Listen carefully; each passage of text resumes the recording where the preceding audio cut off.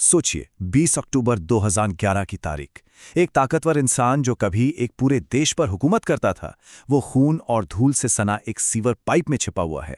ये Muammar Gaddafi के 42 साल लंबे शासन का अंत था। लेकिन ये एक कहानी की शुरुआत भी है, एक ऐसे विरोधाभास की जिसने दुनिया को हमेशा उलझन में डाले रखा। पश्चिमी दुनिया के लिए वो बस यही था, एक आतंकवादी, एक तानाशाह। अमेरिकी राष्ट्रपति रोनाल्ड रीगन ने तो उसे मध्य पूर्व का पागल कुत्ता तक कह दिया था। और यही वो छवि थी जो दशकों तक दुनिया के सामने रखी गई, जिसने उसे एक ग्लोबल विलेन बना दिया।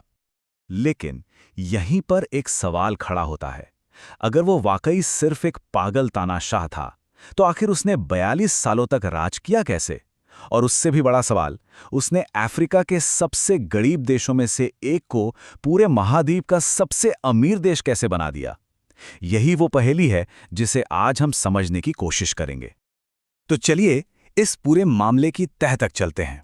हम गद्दाफी की विरासत के दोनों पहलुओं को देखेंगे। पहले एक क्रांतिकारी के तौर पर उसका विजन, फिर एक तानाशाह के तौर पर उसकी क्रूरता। इसके बाद हम ये भी देखेंगे कि दुनिया ने इसमें दखल कैसे दिया, उसके पतन की स्क्रिप्ट कैसे लिखी गई, और आखिर में उसके जाने के बाद जो अराजकता फैली, उसकी कहानी क्या है।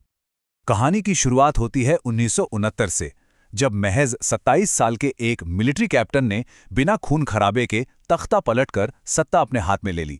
उसका वादा था लीबिया को गरीबी और विदेशी ताकतों के असर से आज़ाद कराना। और सच कहूं तो शुरुआती दशकों में उसने कुछ ऐसा कर दिखाया जो लगभग अविश्वसनीय लगता है। जरा इस तुलना को देखिए, ये वाकई चौंकाने वाली है। 1969 से पहले लीबिया अफ्रीका के सबसे गरीब देशों में गिना जाता था। गद्दाफी के आने के बाद तेल से होने वाली कमाई की बदौलत ये अफ्रीका का सबसे अमीर देश बन गया, जिसके पास 150 अरब डॉलर का फॉरेन रिजर्व था और देश पर कोई कर्ज नहीं था। ये एक जबरदस्त आर्थिक बदलाव था। और ये सिर्फ पैसे की बात नहीं थी, शिक्षा पर बहुत जोर दिया गया।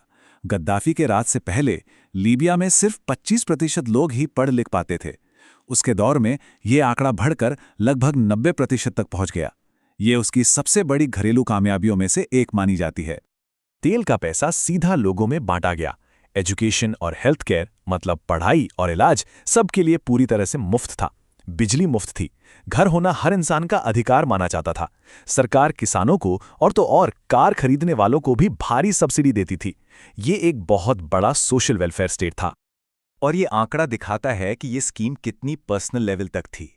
जब भी कोई महिला मां बनती थी तो सरकार उसे और बच्चे की देखभाल के लिए 5000 अमेरिकी डॉलर का तोहफा देती थी।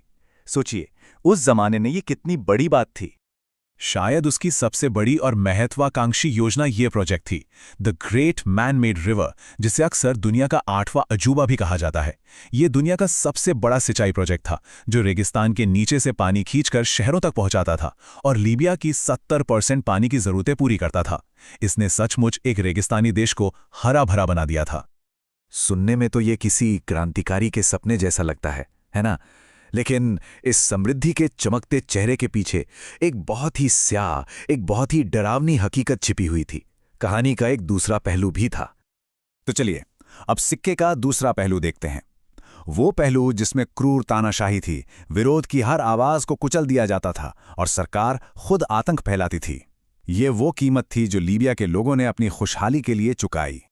गद्दाफी ने जमाहिरिया नाम का एक नया पॉलिटिकल सिस्टम बनाया, जिसका मतलब था जनता का राज। अपनी हरी किताब में उसने दावा किया कि ये डायरेक्ट डेमोक्रेसी है, यानी सत्ता सीधे जनता के हाथ में।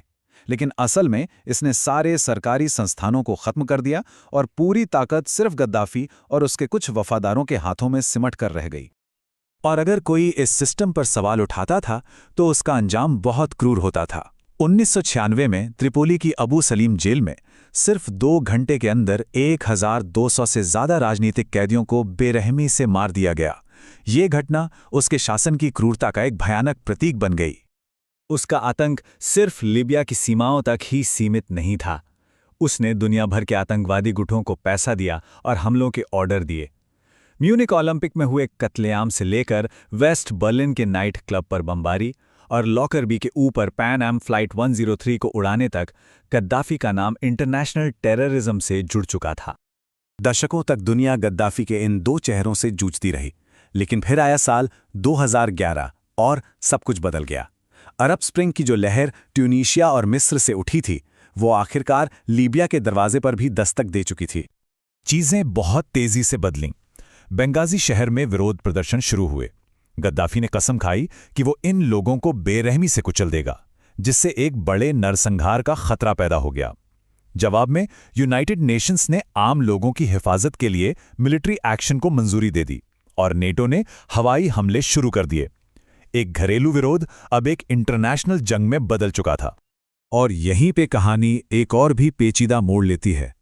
क्या नेटो का ये हस्तक्षेप वाकई आम लोगों को बचाने के लिए था, या इसके पीछे कुछ गहरे जियोपॉलिटिकल मकसद छिपे थे? देखिए, कागज पर तो ये एक ह्यूमैनिटेरियन मिशन था, लेकिन कई एक्सपर्ट्स का मानना है कि असली मकसद था रिजीम चेंज, यानी सत्ता परिवर्तन। दशकों से गद्दाफी पश्चिम के लिए सिरदर्द बना हुआ था और अरब स्प्रिंग ने उसे हटाने का एक सुनहरा मौका दे दिया था। तो असल वजह क्या हो सकती थी?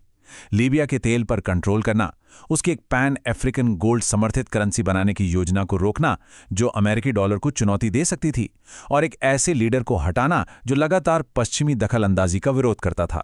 ये सारे फैक्टर्स भी खेल में थे। और अंत में अमेरिकी और नेटो की सीधी भूमिका सामने आई।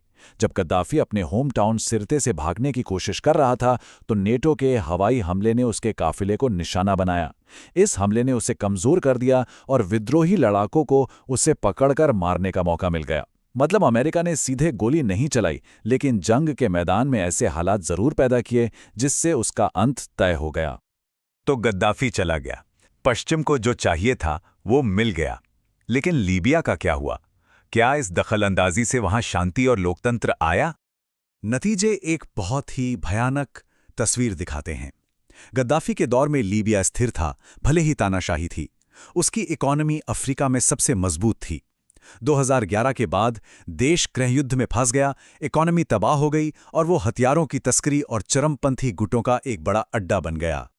तो आखिर में हुआ ये कि पश्चिम ने अपना शॉर्ट टर्म मकसद तो पूरा कर लिया, गद्दाफी को हटा दिया गया, लेकिन इसकी एक बहुत बड़ी कीमत चुकानी पड़ी। एक नाकाम देश और एक ऐसा संघर्ष जिसने पूरे नॉर्थ अफ्रीका को अस्थिर कर दिया। और ये हमें उस आखिरी सवाल पर लाकर छोड़ देता है जिसका कोई आसान जवाब नहीं है। गद्दाफी एक जटिल शख्सियत था, एक ही वक्त में नायक भी और राक्षस भी। लेकिन उसके हिंसक अंत और उसके बाद फैली अराजकता को देखते हुए ये सवाल पूछना लाजमी है, क्या एक आदमी की समस्या को सुलझाने के चक्कर में एक पूरे देश और एक पूरे क्षेत्र के लिए अनगिनत नई और शायद उससे भी बड़ी समस्याएं पैदा कर दी गईं?